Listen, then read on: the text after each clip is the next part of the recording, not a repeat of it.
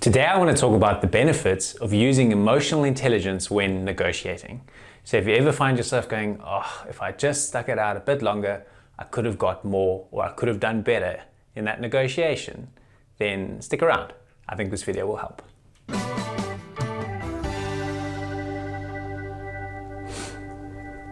Hi, I'm Matthew, and I like to talk about career coaching, entrepreneurship, and business strategy. So if you're interested in that kind of thing, then please consider subscribing to the channel.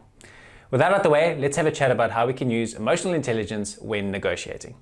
Now, firstly, I have already made a video on soft skills detailing three main topics that we're going to include in today's discussion, and that is one of emotional intelligence, of empathy, and of patience. So if you like that kind of thing, then check out the video. I'll link it in the description box below. So to start today's video, I want to do a quick recap on those soft skills. So let's start quickly with emotional intelligence. So the idea here is to just respond unemotionally to things and to continuously do your business in a rational frame of mind. Empathy is to look at things from other people's perspectives, and patience is just to not expect immediate results and to let things run their course and to show a little bit of tenacity within the idea of waiting for people to respond. A little bit of the old analogy, let the game come to you. All right, so how can we use those skills within the context of a negotiation? Well, I suppose the first thing we need to do is just have a quick high-level idea of what a negotiation is. All right, so generally speaking, a negotiation, we can use two examples here to make it a little bit easier to illustrate. So the one example is you need to negotiate a rates increase or price with a customer. And the other one is you need to do a salary negotiation. Okay, these are probably two of the most common negotiations that happen in the business world, and that's why I've chosen to use them. Okay, so a negotiation is generally a representative, so there's generally two representatives of an opposing side on an issue. Okay, so an easy example is the representative of the customer and the representative of the organization that is yielding services to that customer. Okay. So we want I'm going to play the position of the organization. So we want an increased price. Okay. And obviously the representative of our customer doesn't want to pay more than what he has to. Hence we try to negotiate. Okay. So a negotiation will generally revolve around an opening position. So we will hint saying, look, we want 5%. And then generally the customer will say, I'm not happy with 5, I would like to talk about 2, okay? And then you've got what you would call your negotiation bandwidth, right? So now it is a conversation around 3%, okay? So the difference between the 5 and the 2. And generally, the swaying of the position from 5 down to 2, that range, where the negotiation concludes will come down to the negotiation skills of the various parties that are involved in the negotiation. All right.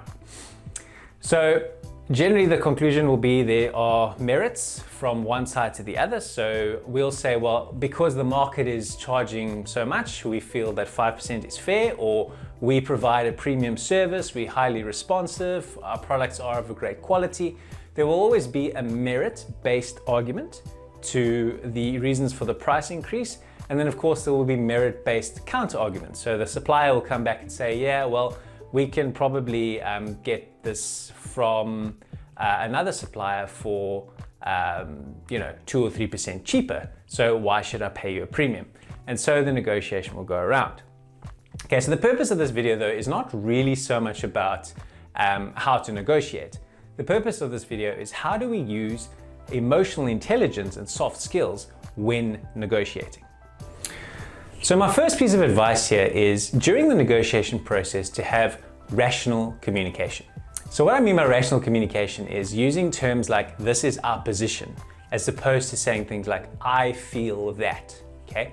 It distances your personal view from what the position of the organization that you're representing is on this issue. The second thing I recommend is not making emotional statements. Oh, I really need this, or come on, you owe me one, or please, please, those kinds of things, because you've basically given away the game. The minute that you show emotion in a negotiation, you have surrendered the position of strength to your opponent, so to speak. Because they know at the end of the day, you just want to get this done, and you've taken yourself from somebody who's in a bargaining position and you've moved yourself into the terms taker box. You're basically now going to take the terms from the person so that they could just move the needle from naught. So if the objective was to get a price increase, then you'll probably, in the scenario that I gave you earlier, probably just end up now taking the 2%. Or that's probably all you're going to get, because you have shown emotion and you've shown weakness to your opponent. The next piece of advice I recommend is to control your body language. It is very, very important not to give away how a statement or a comment from your opponent affects you through your body language. For example, will you take 3%? Yeah. No. That's no. I want 5%. If you're going to show excitement, animation, that seems pretty good. In your body language is going to say way more than your words. So you can give away a sort of a settling point, or where you're likely to be happy to settle the conversation through your body language if you're not careful about how you're responding to the conversation, or to the offer, or to the ideas that your opponent put forward. So be careful that your body language doesn't give away your position, even if you are not saying it in so many words. The next piece of advice I give you is use empathy by giving it and then grabbing it. Now, what do I mean by that? All right, so you're speaking to your customer. Look, I understand that you need to control your spend. I know budgets are tight. So I get that you guys probably don't want to pay more than you absolutely have to, right? Given empathy. But you need to understand, from our position, our business is under pressure, margins are tight, subsidies that we used to receive from the government to sustain our overheads have now come to an end. So we're not in a position to charge the kind of prices that we were in the past. There I grabbed empathy. Give empathy, grab empathy. It's a great way to put yourself into a position of eliciting an emotional response from your opponent. Because remember, that's a good thing. What I'm advocating is you are unemotional in your approach, but that doesn't mean that through your approach, you cannot elicit emotional responses that give you a hint as to where you're going in the negotiation, how well you are doing. And using empathy can be a very, very effective tool for you to get a sneak peek into what their position might be and what their settling point may be. And the last piece of advice I would give you is to patiently stick to your guns and block out noise. Okay, now what I mean by block out noise, it is very common for a customer to throw an issue, well, not necessarily specific to a customer, it's very common in negotiation for your opponent to throw an issue that's actually unrelating to the negotiation into the equation, okay? So you're negotiating with a customer for 5% price increase.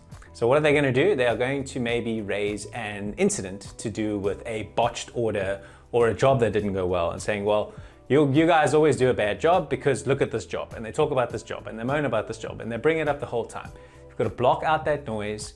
You've got to power through that and say, look, we have a 99% success rate. We're not going to talk about the exception. The exception in of itself is not a good enough reason to take away the merits and the other reasons that we need to get this increase and why this increase is fair. And if you show through being patiently focused on the pertinent points that you have got all the time in the world to receive the position that you're after, you're more likely to get a better outcome from the negotiation than what your opponent wants to give. And that's ultimately what this is all about.